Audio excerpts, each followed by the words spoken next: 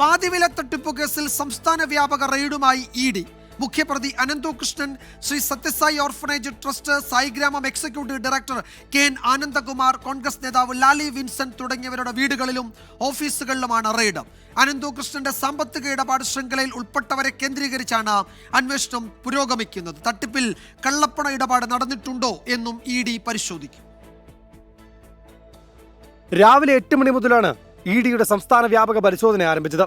പാതിവില തട്ടിപ്പുമായി ബന്ധപ്പെട്ട് 12 ഇടങ്ങളിലാണ് ഇ.ഡി ഉദ്യോഗസ്ഥർ പരിശോധന നടത്തുന്നത്.